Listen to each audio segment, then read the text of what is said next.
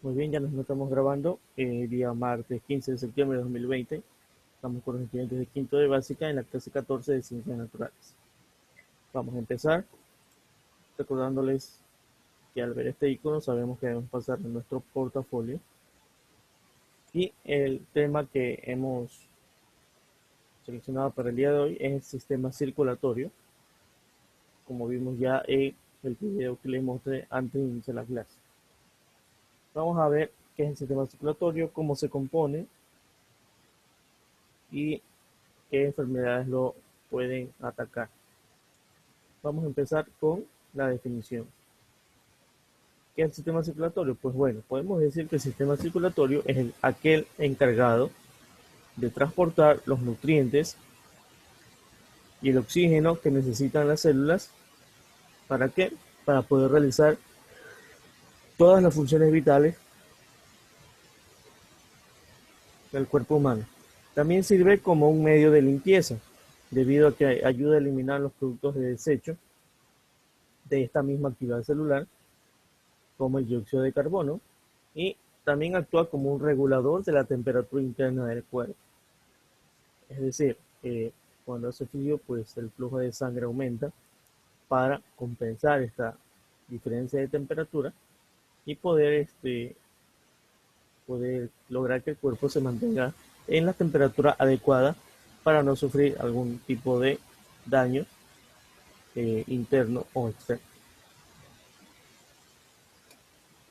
Vamos a ver cómo está formado este sistema circulatorio. Podemos decir que el sistema circulatorio se encuentra formado por dos grandes estructuras o dos grandes grupos de, perdón, tres grandes estructuras que vendría a ser el corazón, los vasos sanguíneos y la sangre. Y como toda gran estructura, cada una de ellas tiene una función específica dentro del cuerpo. Vamos a empezar hablando del corazón. El corazón es un órgano compuesto obviamente de músculo cardíaco. ¿Y qué realiza el corazón? Pues realiza dos movimientos. Un movimiento de contracción que se denomina sístole y un movimiento de dilatación que se denomina diástole. Contracción es decir que se hace más pequeño y dilatación que se hace más grande. ¿Por qué hace estos dos movimientos? Porque estos dos movimientos ayudan a que la sangre sea impulsada a través de todo el cuerpo. Recordemos que el corazón es un órgano que está siempre en actividad, inclusive cuando estamos dormidos. No depende de la parte consciente de nuestro cerebro, sino más bien de una parte que se autorregula a sí misma, por lo que nosotros no estamos en un control directo sobre esta actividad. Es decir, nosotros no pensamos, eh, por ejemplo, que en este momento vaya a latir el corazón, sino que el corazón late por sí mismo. Entonces, este órgano trabaja las 24 horas sin descanso. ¿Y qué pasa si se llega a detener? Pues tenemos complicaciones, que es lo que se llama un infarto, cuando el corazón deja de latir. Bien, tenemos aquí que el corazón se encuentra dividido en cuatro cavidades. Estas cavidades se llaman aurículas, las superiores, las que están en la parte de arriba, se llaman aurículas, y las inferiores se llaman ventrículos. Las aurículas son las encargadas de recibir la sangre que viene del cuerpo, y los ventrículos son las encargadas de impulsar la sangre desde el corazón hacia el resto del cuerpo. Como vemos aquí en este diagrama, esta estructura, esta es la forma real del corazón, por cierto, no es la forma como nosotros hemos visto en dibujos y otras cosas. Esa forma no es, esta es la forma real del corazón humano. Como vemos aquí, hay un conjunto de venas y arterias que se encargan de llevar sangre al corazón y también se encargan de transportar la sangre que va del corazón hacia el resto del cuerpo. Como vemos aquí, en la aurícula entra la sangre, la válvula se abre para permitir el paso de la sangre al ventrículo. Luego el ventrículo realiza su movimiento. Aquí hay otra válvula que permite que la sangre sea impulsada otra vez hacia el resto del cuerpo.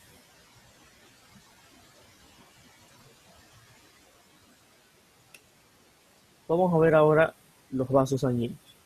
¿Qué son los vasos sanguíneos? Los vasos sanguíneos son estas tuberías, estos conductos que permiten que la sangre, impulsada por el corazón, como ya hemos visto, pueda llegar a todos los órganos del cuerpo, pueda circular.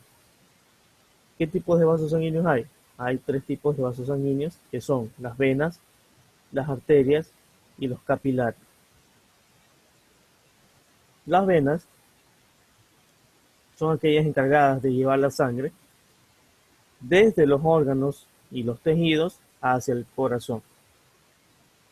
Estas venas tienen válvulas que impiden que la sangre vaya en retroceso, es decir, que es solamente un camino de órganos y tejidos hacia el corazón, no hay un retroceso, no puede retroceder.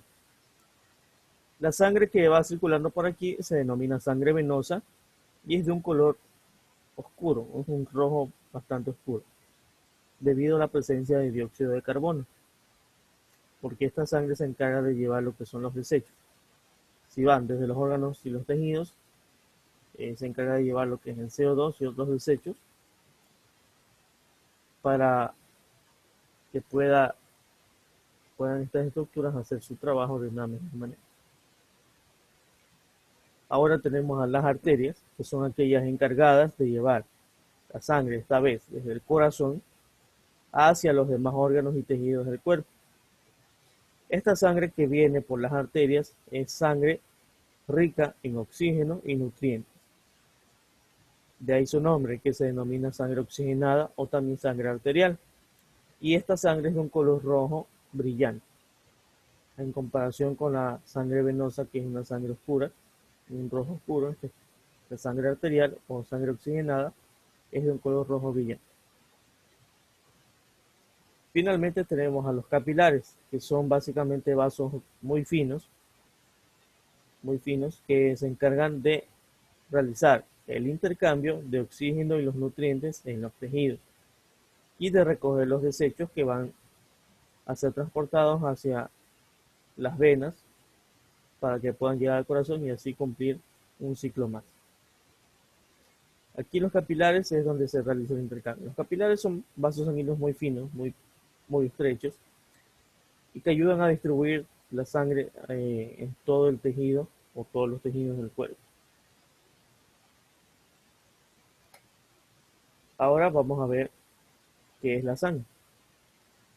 La sangre es un tejido conectivo, porque obviamente conecta diferentes órganos del cuerpo. Es un tejido conectivo en forma de líquido, de color rojo. Esta sangre circula por los vasos sanguíneos, como ya hemos visto, y sus funciones son varias. Podemos nombrar la defensa ante infecciones, podemos decir también el intercambio gaseoso de gases, oxígeno y CO2, y la distribución de los diferentes nutrientes que son ingeridos por medio de los alimentos, ¿no? Estos nutrientes que han sido digeridos, que han sido absorbidos y procesados, son distribuidos mediante la sangre. La sangre se compone de dos grandes estructuras, dos grandes elementos, que son el plasma o plasma sanguíneo y las células sanguíneas. El plasma es un tipo de líquido viscoso, amarillento, que está compuesto principalmente de agua, además de nutrientes, desechos, sales y minerales. El plasma, como vemos en la figura, representa el 55% de la sangre, es decir, la mayoría de la sangre es plasma. Este plasma es muy utilizado en las transfusiones. Cuando se realizan las donaciones de sangre, la reacción de pintas de sangre, muchas veces se separan los productos dependiendo de lo que se necesita. Se separan en plasma, se separan en plaquetas, se separan en glóbulos rojos, porque cada uno tiene un uso diferente. Bien, tenemos ahora aquí las células sanguíneas. Las células sanguíneas básicamente son de tres tipos. Pueden ser los eritrocitos, o comúnmente llamados glóbulos rojos, los leucocitos, llamados glóbulos blancos, y las plaquetas, o también llamadas trombocitos. De estas células sanguíneas, los glóbulos rojos ocupan el 45% de composición de la sangre, dejando el restante de menos de 1% a los glóbulos blancos y las plaquetas. Vamos a conocer un poquito más de estas células sanguíneas, comenzando, como no, por los eritrocitos o glóbulos rojos. Estos glóbulos rojos tienen ese nombre debido al pigmento rojo que poseen, que como vimos en el video se llama hemoglobina y es lo que le da el color rojo a la sangre. Los eritrocitos representan la mayor parte de las células sanguíneas. Su función básicamente es transportar el oxígeno y llevarse el dióxido de carbono, además de transportar ciertos nutrientes. El lugar de formación de los eritrocitos es la médula ósea. Aquí se forman las células sanguíneas. Hablemos ahora de los leucocitos o glóbulos blancos. Estos glóbulos blancos se encargan de la protección del organismo frente a algún agente invasor, llámese virus, bacterias o algún otro agente extraño que no pertenezca al cuerpo humano. Podemos distinguir dos grandes grupos. Tenemos los agranulocitos, que son aquellos que no poseen gránulos en el citoplasma, y son los linfocitos y monocitos. Y por otro lado tenemos a los granulocitos, que estos sí poseen gránulos en el citoplasma y pueden ser neutrófilos, que son los más comunes, y justamente a estos también se les llama glóbulos blancos porque son los más comunes en la sangre. También tenemos a los basófilos y los eosinófilos. Finalmente tenemos a las plaquetas, que no son células como tales, sino más bien fragmentos de células que no poseen núcleo, al igual que los eritrocitos, que tampoco poseen un núcleo. Pero en el caso de las plaquetas tienen una función diferente. En este caso es taponar las heridas, formando lo que se llama un coágulo, que impide que la sangre siga saliendo de esta herida, por lo que impide básicamente que te desangre. Cuando tú tienes una herida, las plaquetas entran en acción, forman un coágulo, lo que comúnmente nosotros llamamos costra cuando ya está seca, que es sangre coagulada, permite que la herida deje de emanar sangre. ¿Qué pasa cuando las plaquetas no pueden hacer su trabajo? Tenemos una condición que se denomina hemofilia, que justamente es eso, que las plaquetas no coagulan, la sangre no coagula, y que alguna herida puede llegar a ser perjudicial para la vida del individuo porque no se forma el coágulo necesario y la sangre sigue saliendo del cuerpo. Aquí podemos ver algunas imágenes de las células sanguíneas. Podemos ver aquí el eritrocito, el glóbulo rojo. Tenemos los macrófagos, que son otro tipo de células del sistema inmune. Tenemos aquí las plaquetas y los diferentes tipos de glóbulos blancos. Vamos a hablar un poquito de la salud del sistema circulatorio. Como todo sistema, los otros sistemas que hemos visto, es propenso a diversas afecciones, para lo cual debemos cuidar, obviamente, nuestro estilo de vida que ayude a mantener una salud adecuada del cuerpo en general y, como no, del sistema circulatorio.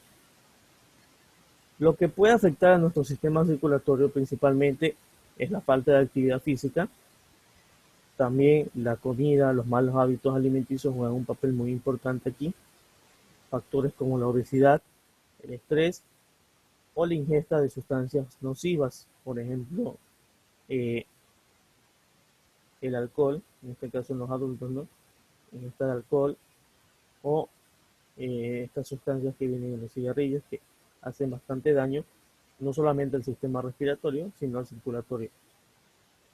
Podemos nombrar algunas enfermedades, hay bastantes, pero vamos a nombrar estas tres que son bastante comunes aquí en nuestro país. La primera de ellas es la hipertensión arterial. Tal vez ustedes tengan algún familiar, por lo general suelen ser personas ya mayores, pero eso no significa que no pueda darle personas más jóvenes. Últimamente se han dado casos de que detección de hipertensión arterial en personas inclusive de menores de 30 años. Tal vez conozcan algún familiar, algún abuelito o abuelita que sufra de hipertensión o que sufra de la presión comúnmente como les dice. La hipertensión se trata de que la presión interna de la sangre experimenta una elevación inusual. ¿Y qué pasa cuando esta presión aumenta? Pues esta presión causa daño a los órganos, especialmente los riñones. Recordemos que los riñones son los encargados de filtrar la sangre. También pueden llegar a ocasionar accidentes cerebrovasculares, infarto cerebral, infarto del miocardio, derrame cerebral, entre otros. Y también la pérdida de la visión por este mismo motivo. Tal vez han escuchado alguna vez que se rompe una vena, pues es cierto, puede llegar a pasar por este mismo problema, la hipertensión arterial. Otra afección muy común del sistema circulatorio que afecta tanto a niños como a adultos es la anemia. ¿Qué es la anemia? La anemia es la disminución drástica de la cantidad de glóbulos rojos en la sangre. Esta anemia causa debilidad y sueño debido a esta misma cuestión. Recordemos que los glóbulos rojos transportan el oxígeno y los nutrientes. Por ende, si hay una disminución de glóbulos rojos, la cantidad de oxígeno y nutrientes que reciben los órganos y tejidos se va a ver disminuida también, con lo que afecta al correcto funcionamiento del cuerpo. Por último tenemos las varices, también afecta a personas mayores, especialmente mujeres. ¿Y en qué consisten las varices? Consiste en la dilatación e inflamación de las venas, que produce que estas venas sean visibles a través de la piel y se vean hinchadas, y muchas veces ocasionan también dolor, fuerte dolor, dependiendo también de los casos. Estas venas normalmente aparecen detrás de las pantorrillas o la parte interna de la piel. Por lo general ahí es el lugar donde aparecen, y pues muchas veces se acompañan de otros síntomas o a su vez son síntomas de alguna otra afección, como por ejemplo la hipertensión. Entonces hemos visto ya cómo se compone el sistema circulatorio, las afecciones que podemos ver aquí, la estructura de la sangre, la estructura de los vasos sanguíneos. Aquí está el video que acabamos de ver nosotros. Y después de eso tenemos nuestra actividad, que es el taller número 21, que consta de 6 preguntas. Sí, 6 preguntas que vamos a desarrollarlas en este momento. Bien, aquí tenemos ya desarrollado nuestro taller número 21, correspondiente a la clase número 14, y con esto terminaría la clase del día de hoy. Nos quedamos terminando este cuestionario, este taller, mientras nos despedimos aquí, recordándoles que nos veremos ya en una nueva ocasión con un tema nuevo de esta asignatura.